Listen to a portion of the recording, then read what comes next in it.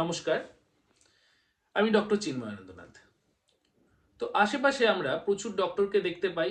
যারা ডাক্তারি লাইনের লোক নন তারা অনেকেই ভাবে যে এই ডাক্তারবাবুরা কি পড়াশোনা করে এসছে বা এই ডাক্তারবাবুরা কতদিনই বা পড়াশোনা করে এই ডাক্তারি ডিগ্রি অর্জন করেছে, কিভাবেই বা তারা ডাক্তার হলো। তো সেই জার্নি নিয়েই আজকে আমি আলোচনা করব। প্রথমত, মাধ্যমিকে ভালো রেজাল্ট করতে হবে এবং মাধ্যমিকে ভালো রেজাল্ট করার পরে কিন্তু সায়েন্স স্ট্রিমে এবং পিওর সায়েন্সে উইথ বায়োলজি মোটামুটি 2 বছর পড়াশোনা করতে হবে। এবং ক্লাস 12-এ পড়াশোনা করার পর ক্লাস 12-এর পরে নিট ইউজি নিয়ে একটা নিট আন্ডার গ্র্যাজুয়েশন, এই পরীক্ষাটা হবে। এই কম্পিটিটিভ এক্সামে কিন্তু সিলেক্টেড হতে হবে এবং এই কম্পিটিটিভ এক্সামে যদি কেউ এমবিবিএস নিয়ে সিলেকশন হয় এবং তাকে কিন্তু একটা মেডিকেল কলেজে অ্যালট করা হবে। এবার সেই অ্যালটমেন্টটা হয় নানা রকমের কাউন্সিলিংয়ের মাধ্যমে এবং সেই কাউন্সিলিংয়ের মাধ্যমে কিন্তু কেউ পশ্চিমবঙ্গে বসে পরীক্ষা দিলেও গোটা ইন্ডিয়ার মধ্যে সে সিট সিলেকশন করতে পারে এবং কলেজ সিলেকশন করতে পারে। এবারে আমি আসছি যে একজন নিট ইউজি দিয়ে সিলেক্টেড হয়ে মেডিকেল কলেজে ভর্তি হয়ে গেল। এইবার তাকে কতদিন এই এমবিবিএস পাশ করার জন্য পড়াশুনো করতে হবে? তো এমবিবিএস কোর্স অফিসিয়ালি 5.5 বছরের উইথ ইন্টার্নশিপ। এবার সেটা কখনো কখনো পরীক্ষা টরীক্ষা নিয়ে 6 বছরের কাছাকাছি হয়ে যায়। তো প্রথম বছর 1 বছরের কোর্স। 1 বছরের মধ্যে কি কি সাবজেক্ট একটা ডাক্তারকে পড়তে হয়? Anatomy, physiology and biochemistry. এবার এই সাবজেক্টগুলোর মধ্যে কি রয়েছে এবং এই সাবজেক্টগুলোতে আমরা কি শিখতে পারি? অ্যানাটমি। অ্যানাটমির মাধ্যমে কিন্তু আমরা বডি স্ট্রাকচার সম্পর্কে জানতে পারি।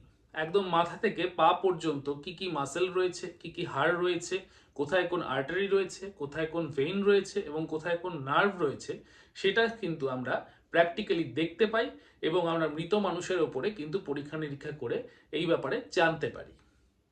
এবার আমি আসছি ফিজিওলজিতে আমরা কি শিখি।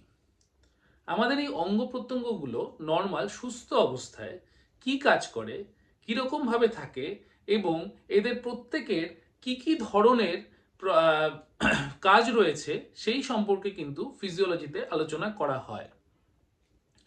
এবার আসছি বায়োকেমিস্ট্রি, 3 নম্বর সাবজেক্ট। এই বায়োকেমিস্ট্রিতে শেখানো হয় যে আমাদের বডিতে কি কি ধরনের রিয়াকশন, কি কি রকমের বিক্রিয়া, কি কি রকমের রিয়াকশন চলছে, কোন মলিকিউল থেকে কি তৈরি হচ্ছে, কোন মলিকিউলটা আমাদের কোন কাজের জন্য দরকার এবং আমাদের মলিকুলার লেভেলে সেই জিনিসটাকে শেখানো হয়। এবার আমরা আসছি সেকেন্ড ইয়ার। সেকেন্ড ইয়ারটা কিন্তু একটু বড় সময়, সেকেন্ড ইয়ারে কিন্তু 1.5 বছরের কোর্স, 1.5 বছর পড়াশোনার পরে কিন্তু সেকেন্ড ইয়ার ক্রস হয় এবং এই প্রত্যেকটা 6 মাস অন্তর কিন্তু একটা করে সেমিস্টার এক্সাম দিতে হয় এবং বছরের শেষে যেমন ফার্স্ট ইয়ারে 1 বছরের পর একটা ফাইনাল এক্সাম হয়, তেমনি আপনার সেকেন্ড ইয়ারে কিন্তু একটা 1.5 বছর পরে ফাইনাল এক্সাম হয়। এবার আমরা আসছি সেকেন্ড ইয়ারে কি কি সাবজেক্ট রয়েছে। আমরা ফার্স্ট ইয়ারে বডির পুরো নর্মাল বডি নর্মাল সুস্থ অবস্থায় কেমন কি কাজ করছে সবকটা সম্পর্কে জানতে পারলাম। এবার আমরা আসছি সেকেন্ড ইয়ারে। সেকেন্ড ইয়ারের আমাদের সাবজেক্ট হচ্ছে pathology, microbiology, pharmacology and forensic medicine and toxicology. প্রথমে আসছি প্যাথোলজিতে। প্যাথোলজি আমরা প্রচুর শুনি যে চারিদিকে প্যাথোলজিক্যাল পরীক্ষা করা হয়, প্যাথোলজিক্যাল ল্যাবরেটরি রয়েছে বা ডায়াগনস্টিক্স প্যাথোলজি রয়েছে। তো এই প্যাথোলজি সাবজেক্টে আমরা কি শিখি? প্যাথোলজি সাবজেক্টটাতে ডাক্তারবাবুরা যেটা শেখে সেটা হচ্ছে গিয়ে কোনো রকম কোনো বডি ফিজিওলজি যখন অল্টার হয়, সুস্থ থেকে সেই শরীর যখন অসুস্থ হয়, কোনো রোগ একটা তৈরি হচ্ছে, that is pathology. Normal physiology থেকে প্যাথোলজিক্যাল কোনো রকম দিকে যাচ্ছে, অ্যাবনর্মাল কোনো কিছু বডিতে হচ্ছে, তাকে আমরা বলি প্যাথোলজি। এইবার আমরা ফিজিওলজিতে যা শিখে আসছিলাম নর্মাল হিসেবে, সেই নর্মাল প্রক্রিয়াগুলোর অল্টারেশন কি কি ধরনের হতে পারে এবং সেইটা চেঞ্জেস হয়ে কি কি জায়গায় যেতে পারে, কি কি পসিবিলিটিস রয়েছে, কি কি পসিবল রোগ হতে পারে, সেইটা সম্পর্কে আমরা জানি প্যাথোলজিতে। এবার আমরা আসছি মাইক্রোবায়োলজি। তো মাইক্রো শব্দটার মধ্যেই বোঝা যাচ্ছে ছোট জিনিস সম্পর্কে আমরা জানছি, মানে যে সমস্ত ব্যাকটেরিয়া রয়েছে, ভাইরাস রয়েছে, ফাঙ্গাস রয়েছে বা প্যারাসাইটস রয়েছে, এইগুলো সম্পর্কে তাদের লাইফ সাইকেল, তাদের কাজ, তারা কি কি ধরনের ওয়েতে আসতে পারে এবং তারা কি কি ধরনের ইনফেকশন করতে পারে এবং তারা শরীরের কি কি ধরনের ক্ষতি করে, এই জিনিসটা শেখানো হয় আমাদেরকে হচ্ছে মাইক্রোবায়োলজিতে। মানে এইখানে কিন্তু আমরা হিউম্যান থেকে অন্যদিকে চলে গেলাম এবং অন্যান্য যে সমস্ত জীবাণু রয়েছে তার সম্পর্কে আমরা পড়াশোনা করলাম। এরপরে আমরা আসছি third subject, that is pharmacology. মানে ফার্মাকোলজি মানে বুঝতে পারছেন বিভিন্ন ফার্মা কোম্পানি, ফার্মা ইন্ডাস্ট্রি, তার মানে ওষুধ। এই ফার্মাকোলজিতে আমাদেরকে শেখানো হয় যে ওষুধ কিভাবে তৈরি হয়, ওষুধের প্রেসক্রিপশন কি করে লিখতে হয়, কত মিলিগ্রাম ইনগ্রেডিয়েন্টসের সঙ্গে কত মিলিগ্রাম সল্ট মেশালে বা কত মিলিগ্রামের সঙ্গে কত মিলিগ্রাম মিশিয়ে এই ওষুধটাকে তৈরি করা হয়, এই সম্পর্কে একটা প্রাথমিক জ্ঞান এবং কিছু কিছু সময় প্রেসক্রিপশন লেখার পদ্ধতি এই ফার্মাকোলজির মাধ্যমেই কিন্তু আমরা শিখে আসতে পারি। ফোর্থ যে সাবজেক্টটা, that is forensic medicine and toxicology. তো কোনো রকম কোনো মানুষ মারা গেলে বা অ্যাক্সিডেন্ট হলে বা কোনো রকম ইনভেস্টিগেশনের সময় আমরা কিন্তু দেখি যে একটা ফরেন্সিক টিম বা ফরেন্সিকের যে সমস্ত এক্সপার্টরা রয়েছে তারা কিন্তু সেখানে চলে যায়। তো এই ফরেন্সিক মেডিসিনটা কি? ফরেন্সিক মেডিসিন হচ্ছে যে সেই গ্রুপ অফ মেডিসিন বা সেই গ্রুপ অফ একটা পড়াশুনো যেখানে হচ্ছে গিয়ে বিভিন্ন রকম টক্সিক সাবস্টেন্স, বিভিন্ন রকম অ্যাবিউজ বা বিভিন্ন রকমের যে ক্রাইমগুলো হয় সেই ক্রাইমগুলোতে যে মেডিকেল সায়েন্স রয়েছে সেই মেডিকেল সায়েন্স সম্পর্কে এই সাবজেক্টে মানে এই সাবজেক্টে আমাদেরকে জ্ঞান দেওয়া হয় বা এই সাবজেক্টে আমরা জানতে পারি। এবং পোস্টমর্টেমেরও কিছু অংশ বা পোস্টমর্টেমেরও কিছু এক্সপোজার কিন্তু আমরা এই সাবজেক্টে পেয়ে থাকি। এছাড়া অন্যান্য যে সমস্ত মেডিকো লিগাল ক্রাইম রয়েছে বা মেডিকো লিগাল ল রয়েছে, এই সমস্ত সাবজেক্ট সম্পর্কেও কিন্তু আমরা এই ফরেন্সিক মেডিসিন অ্যান্ড টক্সিকোলজিতে জানতে পারি। এই প্রায় 2.5 বছর মতন পড়াশোনার পরে যখন সে থার্ড ইয়ারে উত্তীর্ণ হয়, থার্ড ইয়ারে আমাদের কি কি সাবজেক্ট শুরু হচ্ছে। এই প্রথম ফার্স্ট ইয়ার এবং সেকেন্ড ইয়ারে কিন্তু আমরা কোনো পেশেন্ট এক্সপোজার সেরকম ভাবে পাই না বা পেশেন্ট এক্সপোজার কিন্তু খুব একটা হয় না। এইবারে যখন আমরা থার্ড ইয়ারে উঠছি, থার্ড ইয়ার থেকে কিন্তু একটু একটু করে পেশেন্ট এক্সপোজার শুরু হয়। তো থার্ড ইয়ারে তাহলে আমরা কি কি সাবজেক্ট নিয়ে পড়াশোনা করি? এক হচ্ছে কমিউনিটি মেডিসিন, সেটা হচ্ছে গিয়ে মেডিসিন উইথ কমিউনিটি, মানে কমিউনিটির মধ্যে যে সমস্ত মেডিসিন মানে কমিউনিটির মধ্যে গিয়ে সেখান থেকে বিভিন্ন রকম স্টাডি করা আমরা ওই কমিউনিটি মেডিসিন সাবজেক্ট থেকে কিন্তু শিখতে পারি। এবং বিভিন্ন রকমের যে নতুন নতুন ভাইরাস ব্যাকটেরিয়া আসছে বা নতুন নতুন যে রোগগুলো আসছে সেগুলো সম্পর্কে স্টাডি করা কিন্তু আমরা এই ফরেন্সিক মেডিসিনের মাধ্যমে শিখতে পারি। এরপরে কোন সাবজেক্ট রয়েছে? এরপরে রয়েছে আই এবং ইএনটি, মানে চক্ষু এবং নাক কান গলার ডিপার্টমেন্ট। এই দুটো সাবজেক্টও কিন্তু আমাদের ক্লিনিক্যাল সাবজেক্টের মধ্যে ঢুকে যাচ্ছে। তো আই সাবজেক্টে কিন্তু আমরা চক্ষু সম্পর্কে আইডিয়া পাই এবং ছোটখাটো যে চোখের অপারেশনগুলো আছে সেগুলোকে অ্যাটেন্ড করতে হয় এবং সেগুলো কিন্তু আমাদের জানতে হয়। এছাড়া চোখের যে সমস্ত কমিউনিকেবল ডিজিজ রয়েছে সেগুলো সম্পর্কে আমরা জানতে পারি এবং চোখের ছোটখাটো ট্রিটমেন্ট সম্পর্কে আমরা জানতে পারি। এরপরে আরেকটা যে সাবজেক্ট নাক কান গলা, মানে নাক কান এবং গলার যে সমস্ত সাবজেক্ট রয়েছে বা নাক কান গলার আন্ডারে যে সমস্ত রোগ রয়েছে, এছাড়া যে সমস্ত স্ট্রাকচারাল ডিফর্মিটি রয়েছে বা ওই রিলেটেড যে সমস্ত মেডিসিন রয়েছে সেগুলো কিন্তু আমরা থার্ড ইয়ার থেকে এক্সপোজার পেতে শুরু করি এবং আমাদেরকে কিন্তু ক্লিনিক্যাল ক্লাসের সঙ্গে সঙ্গে ওটি অ্যাটেন্ড করতে হয় এবং প্র্যাকটিক্যাল ক্লাসেস অ্যাটেন্ড করার কিন্তু অবশ্যই দরকার। এবার আসছি আমরা যদি থার্ড ইয়ার পর্যন্ত পাশ করে গেল, এবার ফাইনাল ইয়ারে কোন কোন সাবজেক্টের সঙ্গে আমাদের পড়াশুনো হয়। ফাইনাল ইয়ারেই মেইন সাবজেক্টগুলো যেরকম general medicine, general surgery, paediatrics and obsgynae, এই 4টে সাবজেক্ট নিয়ে কিন্তু ফাইনাল ইয়ারে পড়াশোনা হয়। তো প্রথমত আমি আসছি জেনারেল মেডিসিন, মানে আমাদের যে ইন্টারনাল মেডিসিন বা মেডিসিন রিলেটেড যত রকমের চিকিৎসা আছে আমাদেরকে কিন্তু একটা গ্রস আইডিয়া দেওয়া হয় এবং সেই সম্পর্কে কিন্তু আমাদেরকে পড়তে হয় এবং আমাদেরকে নিয়মিত পেশেন্ট দেখতে হয় এবং ক্লিনিক্যাল ক্লাস অ্যাটেন্ড করে স্যারদের সঙ্গে বা প্রফেসরদের সঙ্গে কিন্তু থেকে এই ক্লিনিক্যাল লাইনটা ভালো করে জানতে হয়। পেশেন্ট এক্সামিনেশন কি করে করতে হয়, প্রেসক্রিপশন কি করে করতে হয়, কোন কোন ইনভেস্টিগেশনগুলো করালে এই রোগটা সম্পর্কে জানা যাবে, সেই পুরো কিন্তু গ্রস আইডিয়া আমাদের এখান থেকে পাওয়া যায়।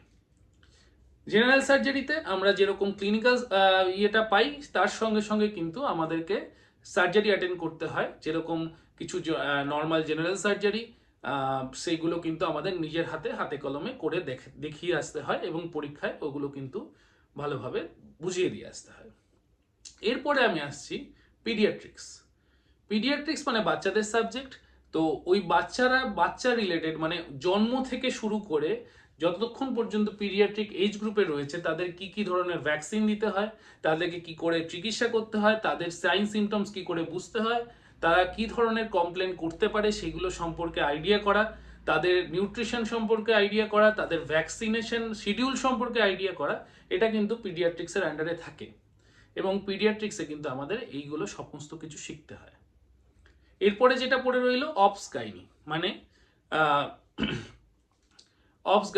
Obstetrics and gynaecology. এইখানে আমরা প্রেগনেন্সি থেকে শুরু করে প্রেগনেন্ট লেডির ডেলিভারি মানে বাচ্চার ডেলিভারি করানো, নর্মাল ডেলিভারি কিন্তু হাতে কলমে করতে হয়, সিজারিয়ান সেকশনে কিন্তু অ্যাসিস্ট করতে হয় এবং সিজারিয়ান সেকশন ছাড়াও অন্যান্য যে সমস্ত গাইনোকোলজিক্যাল অপারেশন রয়েছে যেরকম ওভারিয়ান সিস্ট, যেমন ইউটেরাইন ফাইব্রয়েড বা অন্যান্য ধরনের যে সমস্ত অপারেশন রয়েছে সেগুলোতেও কিন্তু আমাদেরকে অ্যাসিস্ট করতে হয়। এছাড়াও বিভিন্ন রকমের রোগ এবং বিভিন্ন রকমের প্যাথোলজি নিয়ে পড়াশোনা কিন্তু আমাদের এই অবসগাইনিতে করতে হয় এবং পরীক্ষা দিতে হয়। এই 4.5 বছর পড়াশোনা কমপ্লিট করার পরে যখন কেউ পাশ করে বেরোয় তখন সে ইন্টার্নশিপে ঢোকে। এইবার এই ইন্টার্নশিপটা কিন্তু 1 বছর ধরে কন্টিনিউ করতে হয়। তো এই ইন্টার্নশিপে একজন ডাক্তার মানে ততদিনে তার ডাক্তারি ডিগ্রি হয়ে যায় এবং প্রফেশনাল সার্টিফিকেট চলে আসে এবং সে অফিসিয়ালি ডাক্তার লিখতে পারে, কিন্তু ইন্ডিপেন্ডেন্টলি প্র্যাকটিস কিন্তু তখনও শুরু করা যায় না। এইবার হচ্ছে গিয়ে 1 বছরের ইন্টার্নশিপ এবং এটা কম্পালসারি। এই ইন্টার্নশিপে কি করতে হয়, ইন্টার্নশিপে একটা টাইম ইন্টারভালে কোনো কোনো সাবজেক্টে 1 মাস, কোনো কোনো সাবজেক্টে 2 মাস এরকম করে কিন্তু রোটেটারি ইন্টার্নশিপ হয় এবং সেইগুলোতে মধ্যে কিন্তু emergency, ICU, general medicine, general surgery, ENT, obsgynae, paediatrics এই সমস্ত সাবজেক্টের এক্সপোজার থাকতে হয় এবং ইনক্লুডিং অর্থোপেডিক এবং কমিউনিটি মেডিসিন, এই সমস্ত সাবজেক্টের এক্সপোজার থাকবে এবং সমস্ত সাবজেক্টের যে প্রফেসররা বা ডাক্তারবাবুরা রয়েছেন তাদের সঙ্গে থেকে হাতে কলমে কিন্তু পেশেন্ট দেখা শিখতে হয়। এই ইন্টার্নশিপ কমপ্লিট হওয়ার পর যখন আমরা কম্পিটিশন সার্টিফিকেট পাই দেন আমাদেরকে অ্যাপ্লাই করতে হয় পার্মানেন্ট রেজিস্ট্রেশনের জন্য। সেটা যে যার মেডিকেল কাউন্সিলে গিয়ে এই সমস্ত কাগজপত্র কলেজ থেকে সংগ্রহ করে নিয়ে এসে মেডিকেল কাউন্সিলে অ্যাপ্লাই করে। দেন মেডিকেল কাউন্সিল থেকে একটা টাইমের পর একটা পার্মানেন্ট রেজিস্ট্রেশন নাম্বার দেওয়া হয় এবং রেজিস্ট্রেশন সার্টিফিকেট দেওয়া হয়। এই রেজিস্ট্রেশন সার্টিফিকেট এবং রেজিস্ট্রেশন নাম্বার নেওয়ার পরে কিন্তু সে ইন্ডিপেন্ডেন্টলি একজন ডাক্তার হিসেবে প্র্যাকটিস করতে পারে বা ডাক্তার হিসেবে কোথাও চাকরির জন্য অ্যাপ্লাই করতে পারে। এর আগে কিন্তু সে কোনো রকম ভাবেই বাইরে ডাক্তারি করতে পারে না। সুতরাং এমবিবিএস পাশ করা পর্যন্ত কিন্তু এই 5.5 বছর বা এদিক ওদিক করে 6 বছর সমস্ত কাগজপত্র রেডি করা এবং পরীক্ষার ডিলে ফিলে সবকিছু নিয়ে 6 বছর কিন্তু তাকে এই পড়াশোনার মধ্যে থেকে যেতে হয় এবং তারপরে সে একটা ডাক্তারি সার্টিফিকেট পায় এবং তার কিন্তু কম বেশি সব সাবজেক্ট সম্পর্কেই নলেজ থাকে। এবার আমরা আসছি এমবিবিএস সার্টিফিকেট তো হয়ে গেল, তারপর পোস্ট গ্রাজুয়েশন কি করে করবে। পোস্ট গ্রাজুয়েশন করার জন্য নিট পিজি এক্সামিনেশন দিতে হয়। তার মানে সেই যে পরীক্ষায় ঢোকার সময় নিট ইউজি দিয়েছিল সেরকম করে আবার ওকে নিট পিজি দিতে হবে। নিট পিজি কিন্তু কোনো রকম কোনো স্পেশালাইজ সাবজেক্টের উপরে হয় না, মানে কারোর যদি মেডিসিন পছন্দ বা সার্জারি পছন্দ, সে শুধু ওইটাই পড়াশোনা করে পরীক্ষা দিয়ে ওই সাবজেক্টেই চান্স পাবে, সেরকম কিন্তু কোনো সিস্টেম নেই। তাকে এই যে ফার্স্ট ইয়ার থেকে ফাইনাল ইয়ার অবধি যে কটা সাবজেক্টে পড়াশোনা করতে হয়েছে, প্রত্যেকটা সাবজেক্ট আবার নতুন করে পড়তে হবে, দেন আবার কম্পিটিটিভ এক্সামে পরীক্ষা দিতে হবে, দেন কাউন্সিলিং এর মাধ্যমে সাবজেক্ট সিলেকশন হবে। তারপর সাবজেক্ট সিলেকশনের পরে তাকে কিন্তু আবার পোস্ট গ্রাজুয়েশনের জন্য পড়তে হবে, মানে কলেজে অ্যাডমিশন নিতে হবে, দেন আবার 3 বছর পর্যন্ত পড়াশুনো করার পরে সে পোস্ট গ্রাজুয়েশন সার্টিফিকেট পাবে বা পোস্ট গ্রাজুয়েট হবে।